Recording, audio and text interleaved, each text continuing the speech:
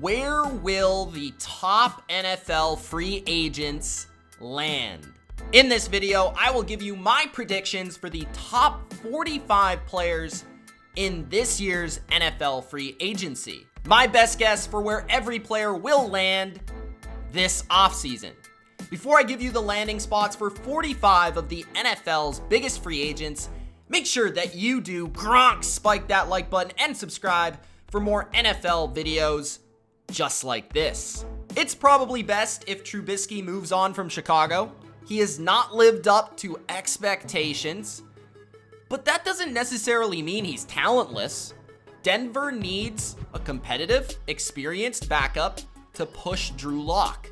Vic Fangio is familiar with Mitch. He's seen firsthand that with a good defense and a good roster around him, you can win with Trubisky. If Lock fumbles the opportunity, Mitch would be in a good spot to take advantage in Denver. At the end of their game versus the Bucs, Drew Brees mouthed to Jameis Winston, "This is your team now." I believe Drew Brees. I believe he was telling the truth. Jameis Winston's big arm and improvisation skills will be an awesome addition to Sean Payton's scheme. The only question is, can Payton help Jameis cut down on those reckless turnovers? We know that Brian Flores loves to play a physical brand of football. Coach Flores, meet my man Chris Carson. Carson is tough, he's a grinder, he plays with an edge, and that is exactly what the Dolphins offense could use. This is not Jordan Howard. This is what the Finns wanted Jordan Howard to be. From Matt LaFleur to Mike LaFleur, Aaron Jones is an obvious fit in the Jets offense. New York has the money to spend on a top 10 running back, and Aaron Jones is more than just a runner. A new defensive head coach in Robert Saleh that comes from Seattle, comes from San Francisco, he values running the football, meaning that he will believe in paying a man like Aaron Jones. Leonard Fournette is a power back that suits Pete Carroll's brand of football. He will not want to join a losing organization after leaving Jacksonville and immediately winning the Super Bowl, getting a taste with Tampa Bay.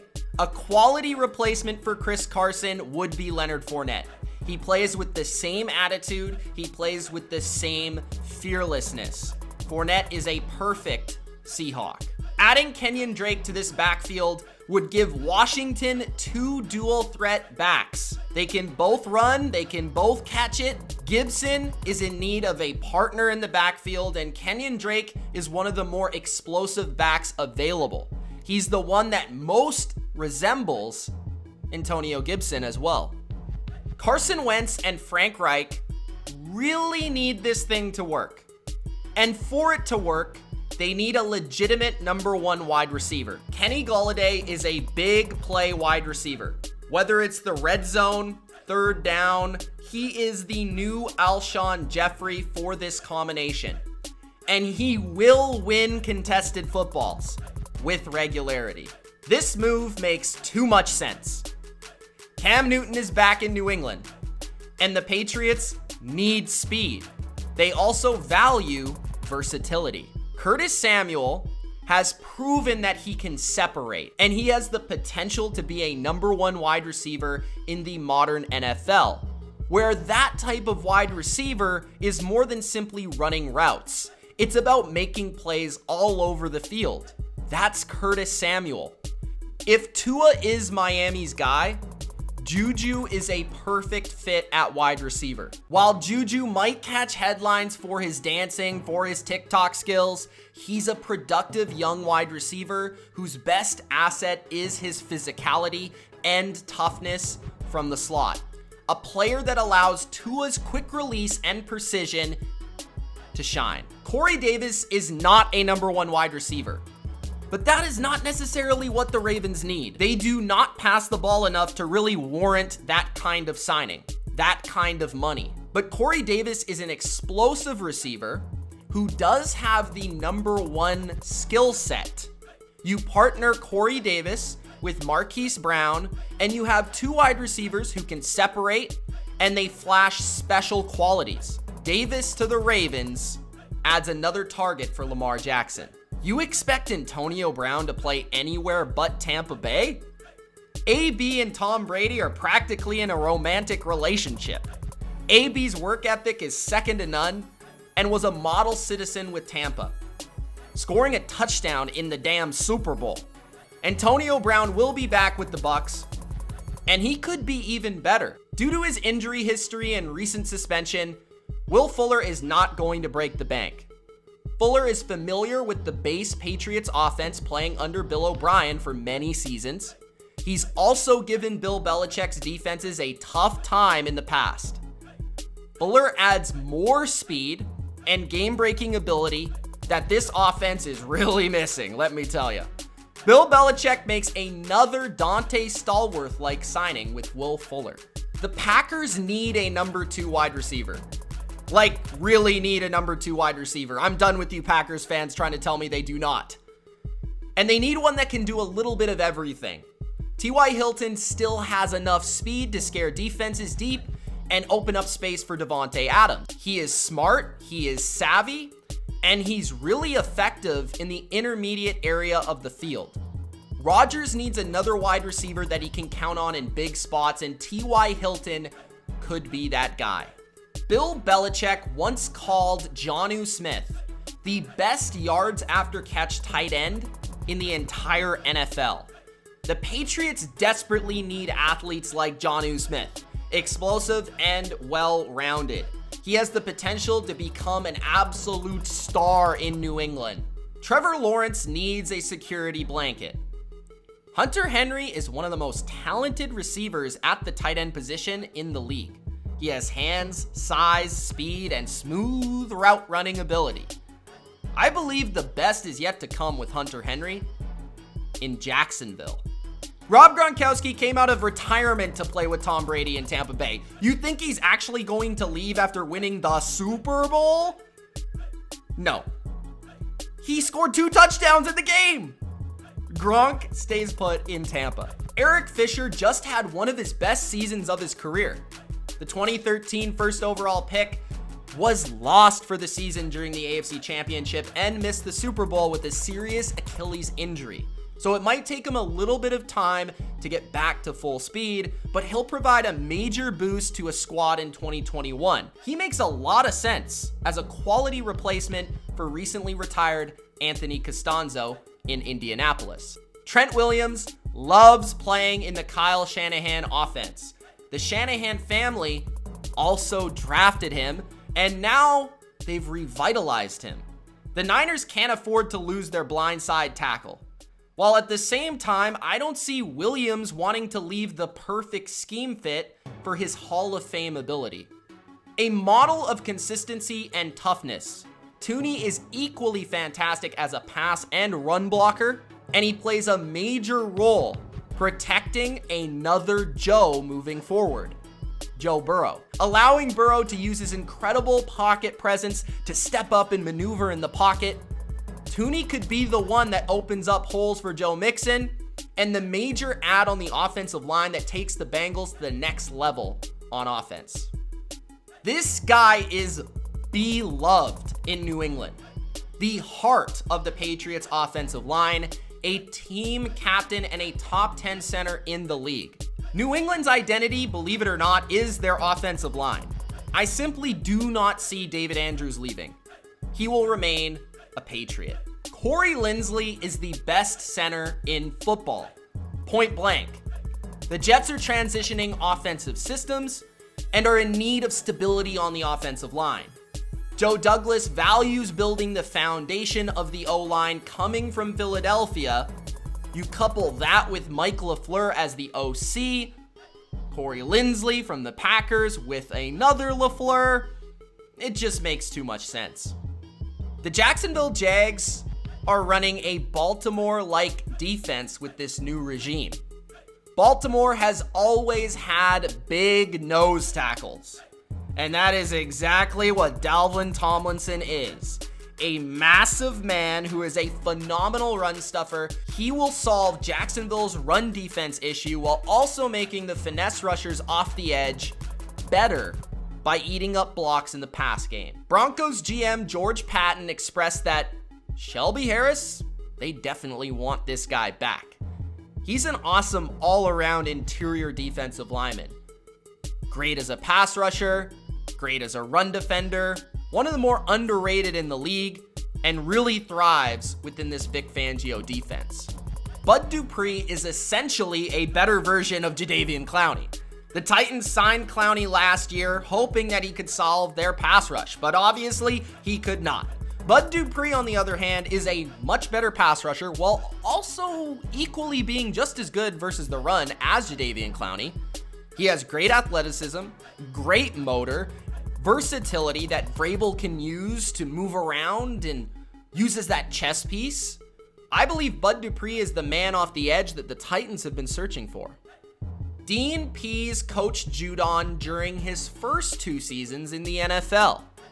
Judon is the perfect type of hybrid edge playmaker that fits this new Atlanta defense, and Atlanta searching for an edge player. I'm just saying. The Las Vegas Raiders desperately need a pure pass rusher. There are not many better than Yannick Ngakoue. Ngakoue is a finesse speed rusher that uses his quickness to bend and get to the quarterback. He's excellent at causing strip fumbles, big time sacks in big time moments, and this would really upgrade the 3-man rotation of the Raiders' edge position. Yannick Ngakoue is a perfect fit in Gus Bradley's new Raider defense. Jadeveon Clowney almost went to Cleveland if he wanted to play there last season, but he didn't want to. I think Clowney looks at the Browns now and says, hey guys, can you send me that contract from last year? I'd like to play for you now. When you think about it, Olivier Vernon, Jadeveon Clowney, similar players, but Clowney gives you more athleticism that I believe matches Myles Garrett on the other edge. He's also a great number 2 pass rusher, a number 2 edge player that is phenomenal versus the run. I love Clowney in this spot. Carl Lawson is not going anywhere. He's staying in Cincinnati. Cincinnati would absolutely be losing their minds to let go of this guy.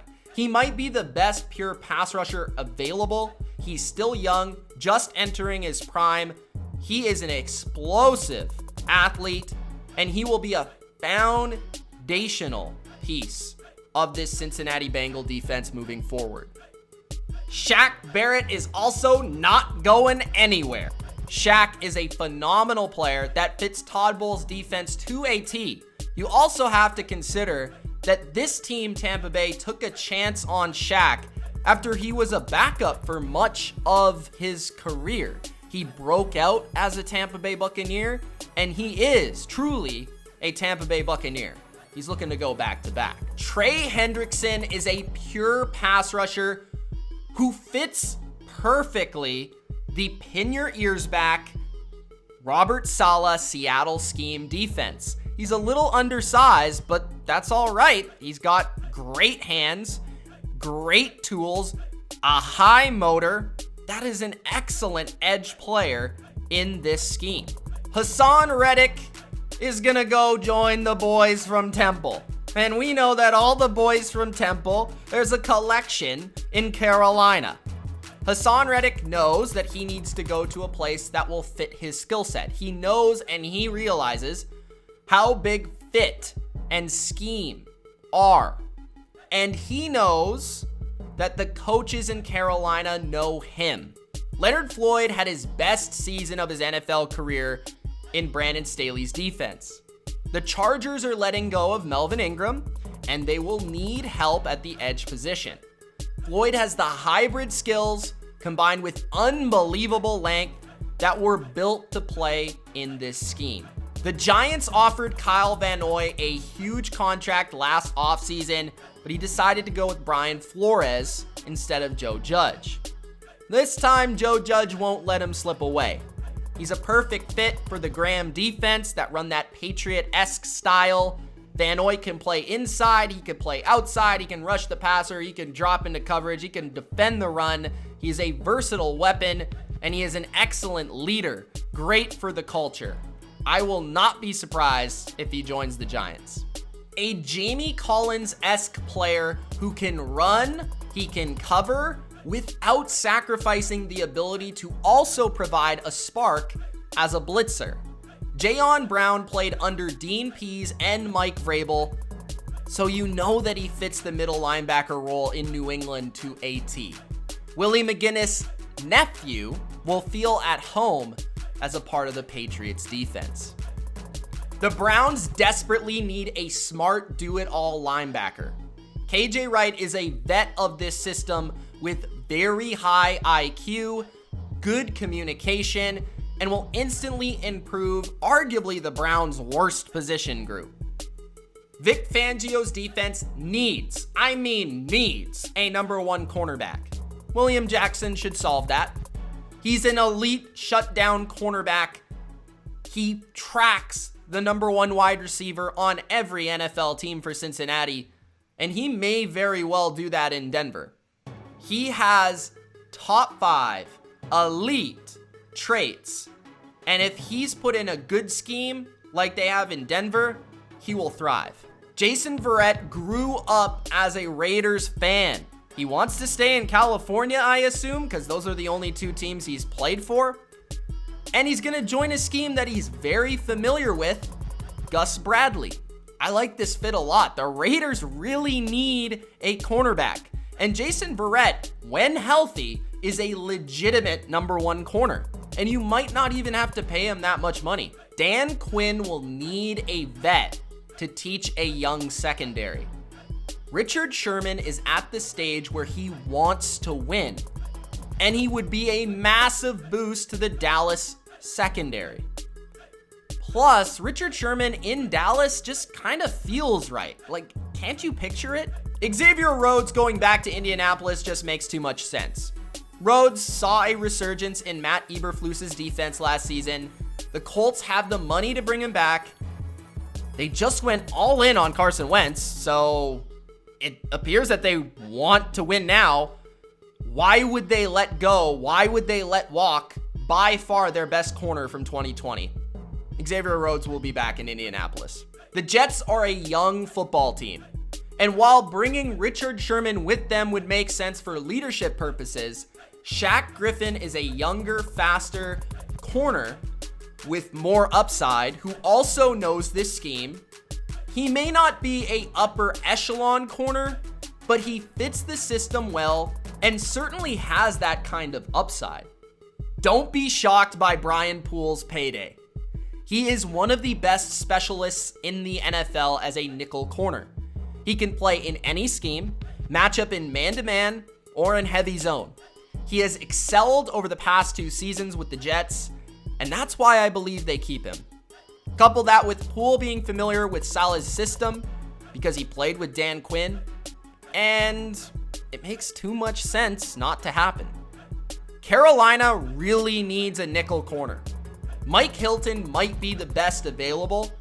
He has great all-around skills. Man, zone, blitzer, tackler in the box. He's a feisty player who will bring an edge and an attitude to a young Carolina secondary.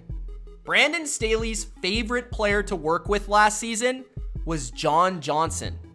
He will want to take John Johnson from the LA number 1 to the LA number 2. John Johnson will join Brandon Staley, his hybrid abilities, in the box, out of the box. What am I doing? John Johnson is a weapon out there, and Brandon Staley knows how to use that weapon to its best. There is a coach who's on a pretty good team, who happens to be from Minnesota, who happens to need a safety really badly. Anthony Harris in Cleveland, I thought would have happened last year. Minnesota decided to keep him. I believe it happens now. Perfect fit. Cleveland needs to stop giving up big pass plays, and Anthony Harris will definitely solve that. Keanu Neal might be one of the biggest bargains available in free agency. Dan Quinn will want to keep some of his guys from Atlanta. Neal was one of the best of them. If Keanu Neal can stay healthy, he is one of the true strong safeties left in the NFL. That's a big hitter as well as a great athlete and would be a perfect fit in Dan Quinn's new system on his new team. Those are my free agent predictions for the 2021 NFL free agency. If you enjoyed, let me know in the comment section below where you believe these players will land. It's Mitch of TheBottomLineView. Thanks for watching. If you enjoyed, Gronk, spike that like button and don't forget to subscribe for more free agency. Peace.